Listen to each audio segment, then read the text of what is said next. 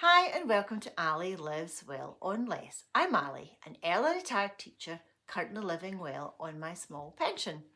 And today is Money Monday, so welcome. If you are a new viewer, welcome back. If you are a regular, you will know that many of my videos have weird noises in the background, and today is no exception. Luna is being very loud with her yogi ball for some reason, so I will try not to let that distract me. On, on Money Mondays, we talk about some aspect of finance, money. Sometimes it's personal, sometimes it's a bit more general. And today I am looking at money in a wider sense, and I'm going to try very hard not to be political, because I am not a political person at all. But the state of the world in general at the moment is very worrying for a lot of us, and especially worrying for those of us who are on tight budgets, whether by choice or by circumstances.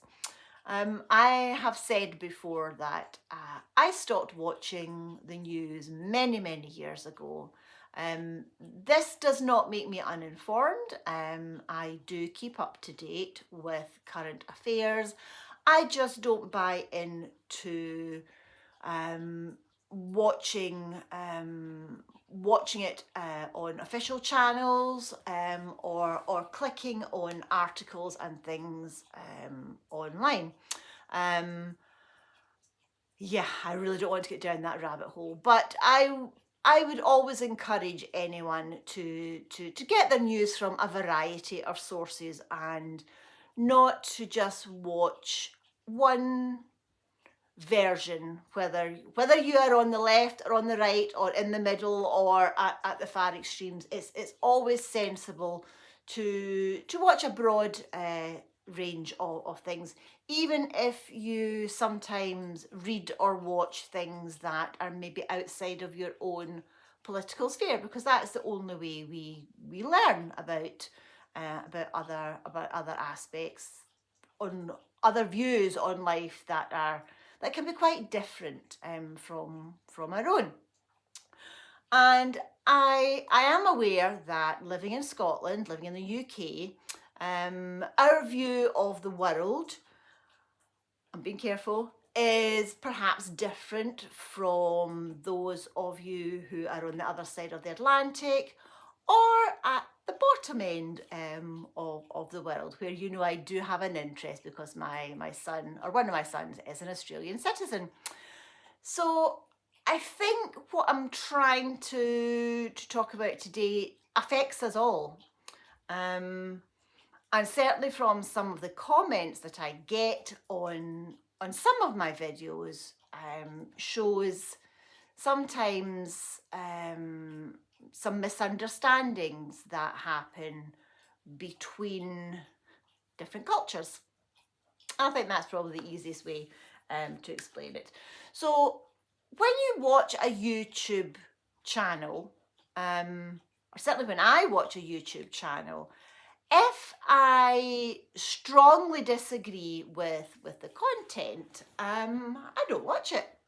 I don't waste any time leaving a comment, and I don't waste any time, clicking not liking or anything like that. So if there's anything that I say you don't agree with, that's perfectly fine. There are loads of other spaces for you to find like-minded people. But some comments, some I just leave, some I delete. Some comments recently have been on some things I choose to spend my money on, and I don't think some of the comments are ill intended. Is that a word? They're not meant to be mean, for want of a better word, but sometimes, certainly in writing, some comments can come across as being criticism, and I'm aware that I put myself up for criticism, and that's absolutely fine. And sometimes criticism does make you stop and think about your choices. And some comments recently on things that I buy. For example, when I talked about dipping into my savings to get my garden started this year, some people thought I would be better off just buying the cheap vegetables that you can get in the supermarkets. I hope everyone's been buying their Easter veg at reduced price and stocking up. But there are other reasons that I want to do my garden, and why I'm prepared to spend some of my savings on that. There were even a few people said things like must be nice to have loads of savings. I don't have loads of savings. I have some savings, but I don't have loads. Some people make comments on items that I buy at the supermarket. I've explained before that I have and it's not an allergy or anything, but I do have an intolerance to wheat products. And I have just found from trial and error over many, many years, I have found that organic flour works for me. I'm not delving too deeply into the reasons why I think that is the case, but certainly organic wheat doesn't get sprayed with stuff, and I think there's certainly plenty of research out there to suggest why organic wheat and flour is better for you. But someone made a comment about my choice of organic flour, and that's fine. I'm okay with that. But I choose to buy the organic flour from the Duchy of Cornwall, which is the Waitrose Duchy Organics range. And yes, that money eventually goes into the pockets of the king, I guess, or is it now Prince William? Can't remember. But anyway, it goes to the royal family, and I am not a royalist, so that's a choice I am making at the moment. And that got me thinking about choosing where to spend your money and why you make those choices. And I choose to buy that particular brand of flour because I know that it is grown in the UK and it's processed in the UK and it's grown by farmers who get paid for doing that, even though the profit goes somewhere else. And that's the case for pretty much everything that we buy. We have to decide, do we want to support small, local, independent companies and farmers? Do we want to support businesses and manufacturers in our own countries?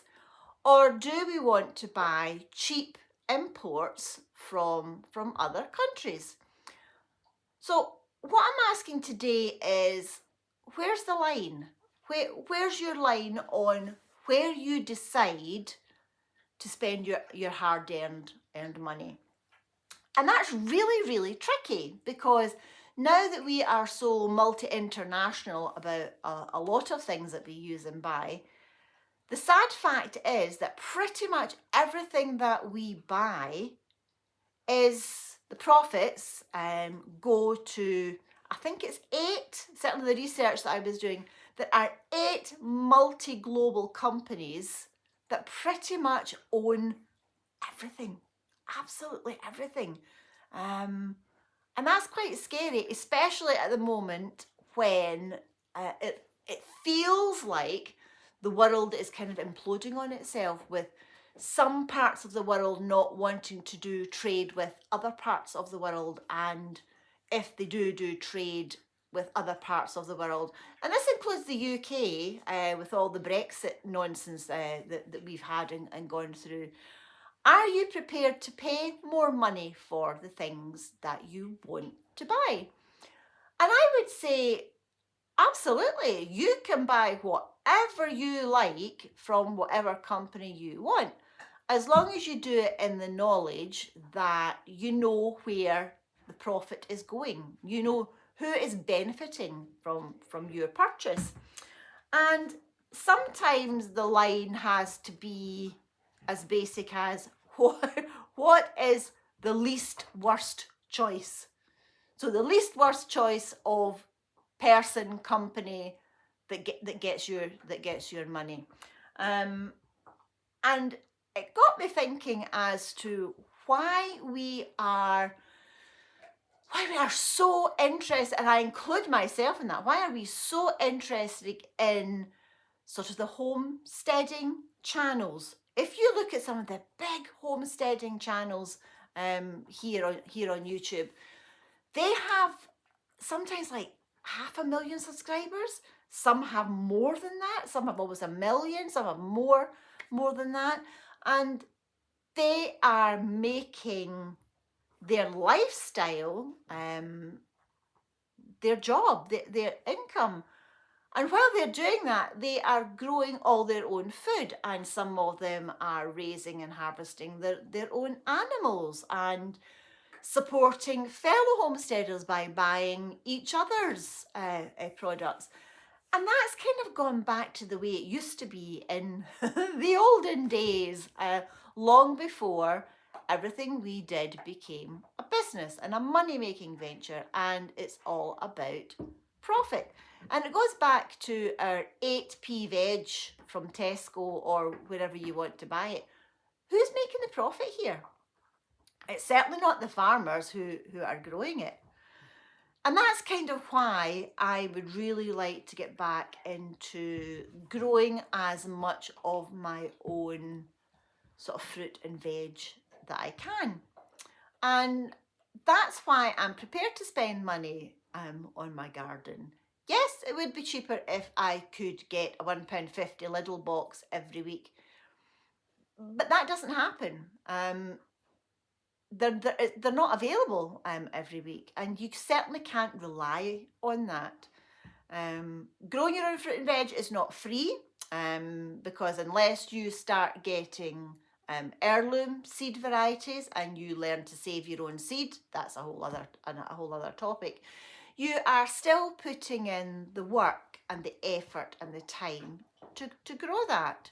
And for me, that's a hobby. That's a hobby that I am willing to spend money on. And that's my line. That is where I am drawing the line at. I want to not be as reliant on any of these big companies for my food. But I am aware that for a lot of people that is not an option. So it goes back to the least worst choice. The least worst choice where you can spend your money. Or at least some of it. Yeah, I know what I'm trying to say, but I don't want to use certain words because that can trigger the bots and the trolls and the and the everything else.